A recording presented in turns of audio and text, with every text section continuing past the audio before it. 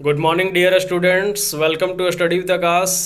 Study with Aakash में आपका स्वागत है। आज मैं आप लोगों के लिए एनसीईआरटी कक्षा 9 के हिंदी बुक का फर्स्ट चैप्टर का प्रश्न अभ्यास लेकर के आया हूँ, जिसमें फर्स्ट चैप्टर का नेम है दो बैलों की कथा, जो प्रेमचंद के द्वारा, जिसे हम लोग मुंशी प्रेमचंद भी कहते हैं, तो उनके द्वारा जो एक लिखी हुई कहानी है जो कि काफ़ी ज़्यादा फेमस है। तो सबसे पहले हम लोग इसके शब्द संपदा यानी वर्ड मीनिंग्स को देखेंगे, उसके बाद हम लोग इसके अभ्यास के प्रश्नों को हल करेंगे। जिसमें पहला शब्द है निरापद, जिसका अर्थ होता है सुरक्षित। दूसरा शब्द है सहिष्णुता, जिसका अर्थ होता है सहनशीलता। तीसरा शब्द है पछाई, जिसका अर्थ होता है पालतू पशुओं की एक नस्ल। चौथा शब्द है गोई, जिसका अर्थ होता है जोड़ी। अगला शब्द है कुलेल या कल्लोल, जिसका अर्थ होता है क्रीड़ा। अगला शब्द है विषाद, जिसका अर्थ होता है उदासी। उसके बाद है पराकाष्ठा, जिसका अर्थ होता है अंतिम सीमा। अगला शब्द है गण्य, जिसका अर्थ होता है गणनीय या सम्मानित। अगला शब्द है विग्रह, जिसका अर्थ होता है अलगाव। अगला शब्द है पगैया, जिसका अर्थ होता है पशु बांधने की रस्सी। अगला शब्द है गराव, जिसका अर्थ होता है फुंदेदार रस्सी जो बैल आदि के गले में पहनाई जाती है। अगला शब्द है प्रतिवाद, जिसका अर्थ होता है विरोध। उसके बाद है टिटकार, जिसका अर्थ होता है मुंह से निकलने वाला टिक टिक का शब्द। अगला शब्द है मसलहत, जिसका अर्थ होता है हितकर। उसके बाद रगेदना, जिसका अर्थ है खदेड़ना। फिर है मल्ल युद्ध, जिसका अर्थ होता है कुश्ती। उसके बाद साबिका, जिसका अर्थ होता है वास्ता या सरोकार। उसके बाद है कांजी हाउस, काइन हाउस, जिसका अर्थ होता है मवेशी खाना या वह बाड़ा जिसमें दूसरे का खेत आदि खाने वाले या लावारिस चौपाए बंद किए जाते हैं और कुछ दंड लेकर छोड़े या नीलाम किए जाते हैं। अगला शब्द है रेवड़, जिसका अर्थ होगा पशुओं का झुंड। उसके बाद है उन्मत्त, जिसका अर्थ है मतवाला। उसके बाद थान, जिसका अर्थ है पशुओं के बांधे जाने की जगह। और इसका अंतिम शब्द है उद्दाह, जिसका अर्थ होगा उत्सव या आनंद। तो इस तरह से हमारा शब्द संपदा जो है कंप्लीट होता है।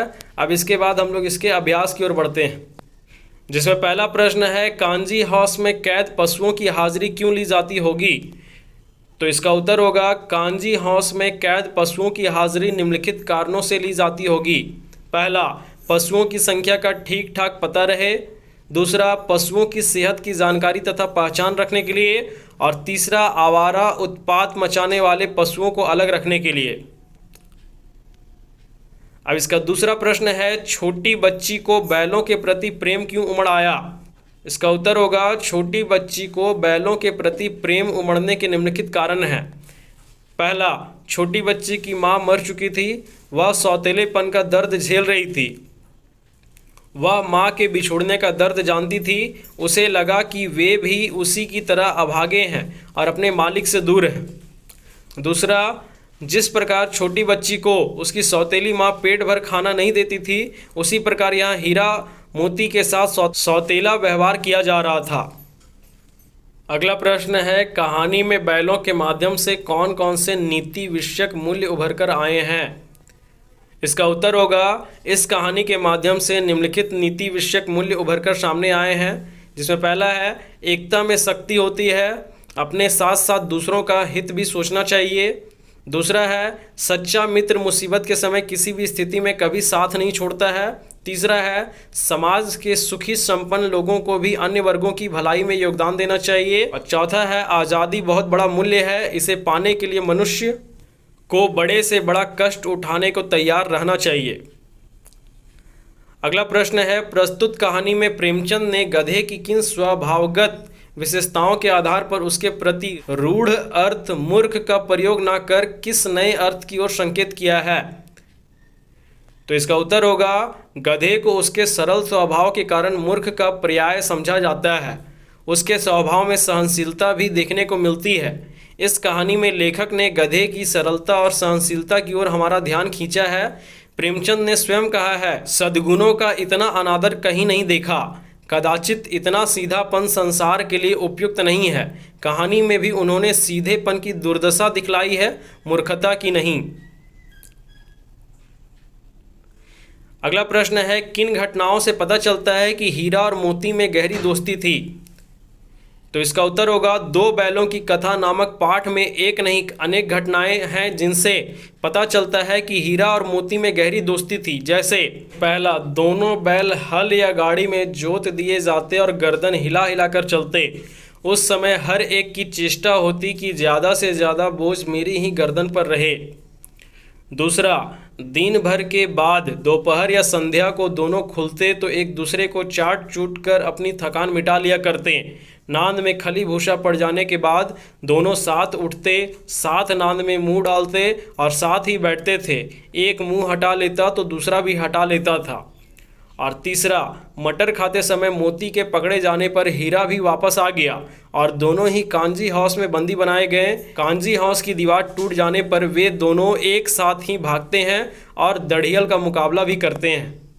अगला प्रश्न है, लेकिन औरत जात पर सींग चलाना मना है, यह भूल जाते हो। हीरा के इस कथन के माध्यम से स्त्री के प्रति प्रेमचंद के दृष्टिकोण को स्पष्ट कीजिए।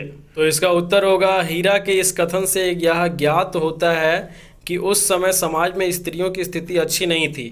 समाज में स्त्रियों के साथ दुर्व्यवहार किया जाता था, उन्हें शारीरिक यातनाएं दी जाती थी, वे पुरुषों द्वारा शोषित थे। इसलिए समाज में ये नियम बनाए जाते थे कि उन्हें पुरुष समाज शारीरिक दंड ना दे। हीरा और मोती भले इंसानों के प्रतीक हैं, इसलिए उनके कथन सभ्य समाज पर लागू होते हैं। असभ्य समाज में स्त्रियों की प्रताड़ना होती रहती थी। लेखक नारियों के सम्मान के पक्षधर थे, वे स्त्रियों तथा पुरुषों की समानता के पक्षधर थे। अगला प्रश्न है, किसान जीवन वाले समाज में पशु और मनुष्य के आपसी संबंधों को कहानी में किस तरह व्यक्त किया गया है? तो इसका उत्तर होगा, पशु आदिकाल से ही मनुष्यों के साथी रहे हैं। सभ्यता संस्कृति के विकास में मनुष्य तथा पशु एक दूसरे के पूरक हैं। किसान के लिए पशु तो वरदान के समान है। किसान हल चलाने, बोझ ढोने, पानी खींचने तथा सवारी करने के लिए पशुओं का प्रयोग करते हैं। झूरी हीरा और मोती को बच्चों की तरह स्नेह करता था, वह उन्हें अपनी आंखों से दूर नहीं करना चाहता था। इससे पता चलता है कि किसान अपने पशुओं से मानवीय व्यवहार करते हैं। किसान पशुओं को घर के सदस्य की भांति प्रेम करते हैं और पशु अपने स्वामी के लिए जी जान देने को तैयार रहते हैं। अगला प्रश्न है, इतना तो हो ही गया कि 9-10 प्राणियों की जान बच गई, वे सब तो आशीर्वाद देंगे। मोती के इस कथन के आलोक में उसकी विशेषताएं बताइए। इसका उत्तर होगा, मोती के उक्त कथन के आलोक में उसकी निम्नलिखित विशेषताएं प्रकट होती हैं। पहला, मोती का स्वभाव उग्र होते हुए भी वह दयालु था। दूसरा, मोती सच्चा मित्र है, वह मुसीबत के वक्त अपने मित्र हीरा का साथ नहीं छोड़ता। तीसरा, मोती परोपकारी और बुद्धिमान है, तभी तो वह कांजी हाउस में बंद जानवरों की जान बचाता है। चौथा, मोती साहसी है, वह हीरा की मदद से सांड को पराजित करता है। पांचवा, मोती अत्याचार का विरोधी है, इसलिए कांजी हाउस की दीवार तोड़कर विरोध प्रकट किया था। अब इसका अगला प्रश्न है, आशय स्पष्ट कीजिए, जिसमें का नंबर का प्रश्न है, अवश्य ही उनमें कोई ऐसी गुप्त शक्ति थी जिससे जीवों में श्रेष्ठता का दावा करने वाला मनुष्य भी वंचित है। तो इसका उत्तर होगा, हीरा और मोती बिना कोई वचन कहे एक दूसरे के मन की बात समझ जाते थे। प्रायः वे एक दूसरे की भलाई की बातें सोचते थे। यद्यपि मनुष्य स्वयं को सब प्राणियों से श्रेष्ठ मानता है, किंतु उसमें भी ये शक्ति नहीं होती कि वह दूसरों के मनोभावों को समझ सके। अक्सर वह स्वार्थ के कारण भी किसी दूसरे का हित सोचना नहीं चाहता। खा नंबर का प्रश्न है, उस एक रोटी से उनकी भूख तो क्या शांत होती, पर दोनों के हृदय को मानो भोजन मिल गया। तो इसका उत्तर होगा, हीरा और मोती गया के घर बंधे हुए थे। गया ने उनके साथ अपमानपूर्ण तथा सौतेला व्यवहार किया था, इसलिए वे क्षुब्ध थे। परंतु तभी एक नन्ही लड़की ने आकर उन्हें एक रोटी दी।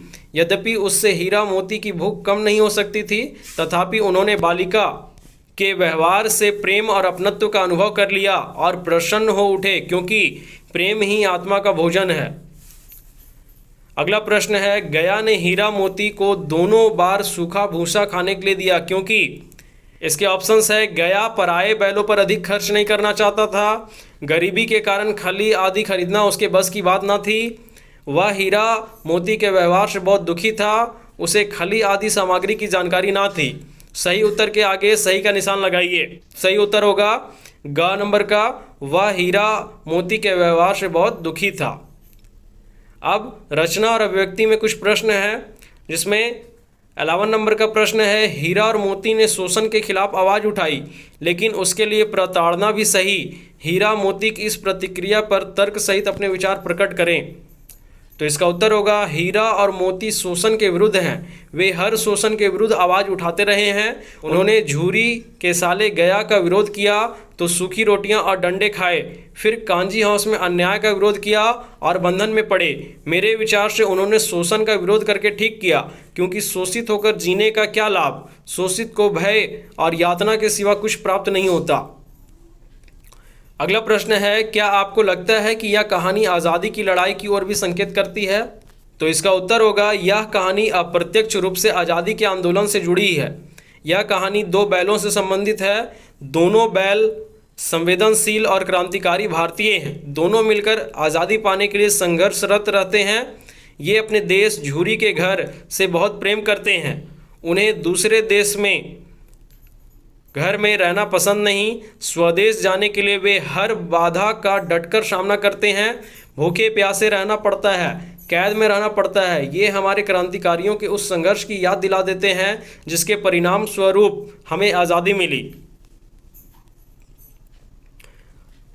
अब भाषा अध्ययन में कुछ प्रश्न हैं, जिसमें 30 नंबर का प्रश्न है, बस इतना ही काफ़ी है, फिर मैं भी जोर लगाता हूँ। ही भी वाक्य में किसी बात पर जोर देने का काम कर रहे हैं। ऐसे शब्दों को निपात कहते हैं। कहानी में से 5 ऐसे वाक्य छांटिए जिनमें निपात का प्रयोग हुआ हो। तो इसका उत्तर है ही निपात। सबसे पहले हम लोग ही निपात के कुछ वाक्यों को देखेंगे। पहला वाक्य है, एक ही विजय ने उसे संसार की सभ्य जातियों में गण्य बना दिया। दूसरा है, अवश्य ही उनमें कोई ऐसी गुप्त शक्ति थी जिससे जीवों में श्रेष्ठता का दावा करने वाला मनुष्य वंचित है। तीसरा है, नांद में खली भूसा पड़ जाने के बाद दोनों साथ ही उठते, साथ नांद में मुंह डालते और साथ ही बैठते हैं। चौथा है, हमारी जान को कोई जान ही नहीं समझता। पांचवा है, अभी 4 ही ग्रास खाए थे, 2 आदमी लाठियाँ लिए दौड़ पड़े और दोनों मित्रों को घेर लिया। अब इसके बाद भी निपात से जुड़े कुछ वाक्यों को देखेंगे, जिसमें पहला वाक्य है, कुत्ता भी बहुत गरीब जानवर है, लेकिन कभी कभी उसे भी क्रोध आ जाता है, किंतु गधे को कभी क्रोध करते नहीं सुना। दूसरा, उसके चेहरे पर एक अस्थाई विषाद अस्थाई रूप से छाया रहता है। सुख दुख हानि लाभ किसी भी दशा में बदलते नहीं देखा। तीसरा, 4 बातें सुनकर गम खा जाते हैं फिर भी बदनाम हैं। चौथा, गांव के इतिहास में यह घटना अभूतपूर्व ना होने पर भी महत्वपूर्ण थी। पांचवा, झूरी इन्हें फूल की छड़ी से भी ना छूता था, उसकी टिटकार पर दोनों उड़ने लगते थे, यहाँ मार पड़ी। अब अगला प्रश्न है, रचना के आधार पर वाक्य भेद बताइए तथा उपवाक्य छांटकर उसके भी भेद लिखिए। जिसमें का नंबर का प्रश्न है, दीवार का गिरना था कि अधमरे से पड़े हुए सभी जानवर चेत उठे। तो इसका उत्तर है मिश्र वाक्य, और इसमें मुख्य उपवाक्य है, अधमरे से पड़े हुए सभी जानवर चेत उठे, और गौण उपवाक्य है, दीवार का गिरना था। खा नंबर का प्रश्न है, सहसा एक दढ़ियल आदमी जिसकी आंखें लाल थी और मुद्रा अत्यंत कठोर आया। तो इसका उत्तर होगा मिश्र वाक्य, और इसमें मुख्य उपवाक्य है, सहसा एक दढ़ियल आदमी आया। गौण उपवाक्य है, जिसकी आंखें लाल थी और मुद्रा अत्यंत कठोर। गा नंबर का प्रश्न है, हीरा ने कहा गया के घर से नाहक भागें। तो ये भी जो है मिश्र वाक्य है, और इसमें मुख्य उपवाक्य है, हीरा ने कहा, और गौण उपवाक्य है, गया के घर से नाहक भागे। घा नंबर का प्रश्न है, मैं बेचूंगा तो बिकेंगे। तो ये भी जो है मिश्र वाक्य है, और इसका मुख्य उपवाक्य है तो बिकेंगे, और गौण उपवाक्य है मैं बेचूंगा। अंगा नंबर का प्रश्न है, अगर वह मुझे पकड़ता तो मैं बेमारे ना छोड़ता। तो इसका उत्तर है मिश्र वाक्य, और इसमें मुख्य उपवाक्य है मैं बेमारे ना छोड़ता, और गौण उपवाक्य है अगर वह मुझे पकड़ता। अब इसका अगला प्रश्न है, कहानी में जगह जगह मुहावरों का प्रयोग हुआ है, कोई 5 मुहावरे छांटिए और उनका वाक्यों में प्रयोग कीजिए। तो इसका उत्तर है, एक तरफ मुहावरा है और दूसरे तरफ वाक्य प्रयोग है। जिसमें पहला मुहावरा है जी तोड़ काम करना, और इसका वाक्य है भारतीय किसान जी तोड़ काम करते हैं। दूसरा है टाल जाना, इसका वाक्य है सेठ जी नौकर को मदद करने का झूठा आश्वासन देते रहे पर जरूरत पड़ने पर टाल गए। तीसरा है जान से हाथ धोना, इसका वाक्य है युद्ध में हजारों जवान जान से हाथ धो बैठते हैं। चौथा है 9-2-11 होना। इसका वाक्य है पुलिस के आने की भनक लगते ही चोर 9-2-11 हो गए। पांचवा है ईंट का जवाब पत्थर से देना। इसका वाक्य है भारतीय खिलाड़ियों ने प्रतिद्वंदी टीम को ईंट का जवाब पत्थर से दिया। तो इस तरह से आपका हिंदी बुक का पहला चैप्टर जो है उसका अभ्यास कंप्लीट होता है। अगर आपको मेरी वीडियो अच्छी लगती है तो अपने दोस्तों के साथ शेयर करें, लाइक करें, कमेंट करें और चैनल को जल्दी से सब्सक्राइब करें, क्योंकि रोज़ मैं आपके लिए इसी तरह से नई नई वीडियोज़ लाता रहता हूँ। धन्यवाद।